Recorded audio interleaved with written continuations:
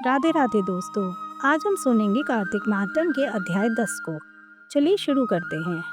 राजा पृथु बोले, हे ऋषि श्रेष्ठ नारद जी, आपको प्रणाम है। कृपया कर अब आप ये बताने की कृपा कीजिए, जब भगवान शंकर ने अपने मस्तक के तेज को क्षीर सागर में डाला तो उस समय क्या उत्पन्न हुआ। नारद जी बोले, हे राजन, जब भगवान शंकर ने अपना वह तेज क्षीर सागर में डाल दिया तो उस समय वे शीघ्र ही बालक होकर सागर के संगम पर बैठकर संसार को भय देने वाला रुदन यानी कि रोने लगा। उसके रोने से संपूर्ण जगत व्याकुल हो उठा, लोकपाल भी व्याकुल हो गए, चराचर चलायमान हो गया। शंकर सुवन के रोने से संपूर्ण ब्रह्मांड व्याकुल हो गया।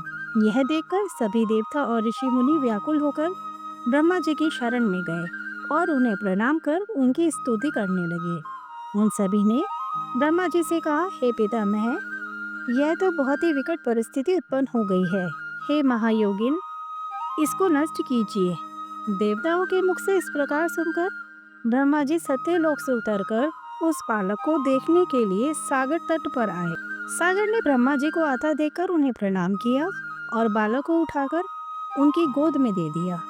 आश्चर्यचकित होते हुए ब्रह्मा जी ने पूछा, हे सागर, यह बालक किसका है? शीघ्रता पूर्वक कहो।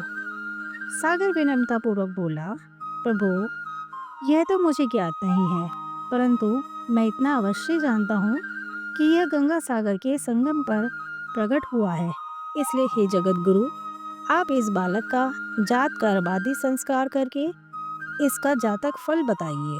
नारद जी राजा पृथु से बोले, सागर ब्रह्मा जी के गले में हाथ डालकर बार बार उनका आकर्षण कर रहा था।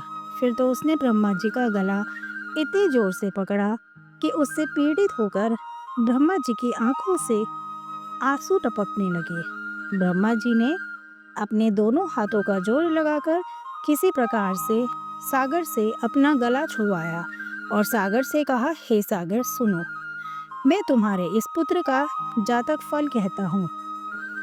मेरे नेत्र से जो यह जल निकला है, इस कारण इसका नाम जलंधर होगा। उत्पन्न होते ही यह तरुण अवस्था को प्राप्त हो गया है, इसलिए यह सब शास्त्रों का पारगामी, महापराक्रमी, महावीर, बलशाली, महायोद्धा और रण में विजय प्राप्त करने वाला होगा। यह बालक सभी दैत्यों का अधिपति होगा। यह किसी से भी पराजित न होने वाला तथा भगवान विष्णु को भी जीतने वाला होगा।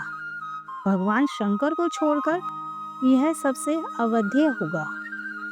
जहाँ से इसकी उत्पत्ति हुई है, यह वहीं जाएगा। इसकी पत्नी बड़ी पतिव्रता, सौभाग्यशालिनी, सर्वांग सुंदरी, परम मनोहर, मधुरवाणी बोलने वाली तथा शीलवान होगी। सागर से इस प्रकार कहकर ब्रह्मा जी ने शुक्राचार्य को बुलवाया और उनके हाथों से बालक का राज्याभिषेक कराकर स्वयं अंतर्धान हो गए। बालक को देखकर सागर की प्रसन्नता की सीमा न रही। वे हर्षित मन से घर आ गए। फिर सागर ने उस बालक का पालन पोषण कर उसे पुष्ट किया। फिर कालनेमी नामक असुर को बुलाकर वृंदा नाम की कन्या से विधि पूर्वक उसका विवाह करा दिया। इस विवाह में बहुत बड़ा उत्सव हुआ। श्री शुक्राचार्य के प्रभाव से पत्नी सहित जलंधर दैत्यों का राजा हो गया।